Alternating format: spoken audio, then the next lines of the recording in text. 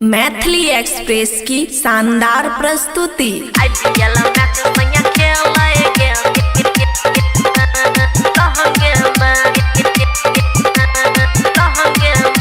माया recording studio Rajanpur Saharsa. गौरई माछ जेना हेलै गे सखी लहंगे में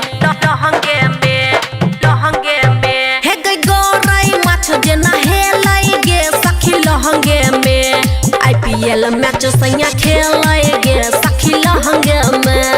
IPL मैच सैया खेलै गे सखी लहंगे में। डीजे सुमित सतीश रईमा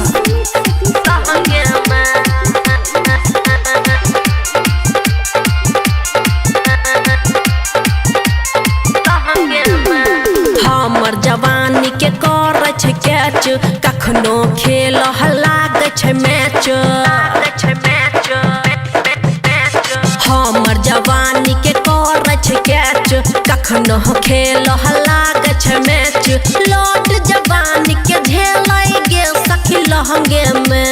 लौट जवानी के झेलै गे सखी लहंगे में। IPL मैच सैया खेलै गे सखी लहंगे में। IPL मैच सैया खेलै गे सखी लहंगे में।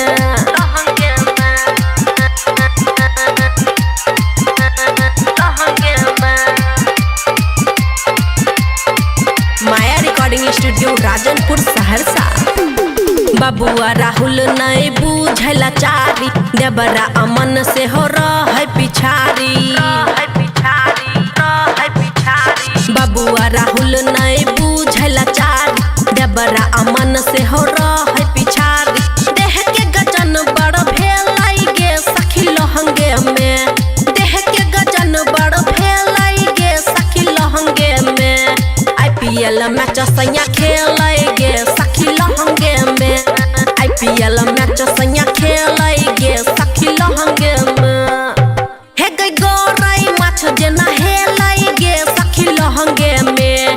IPL मैच सैया खेलै गे सखी लहंगे में।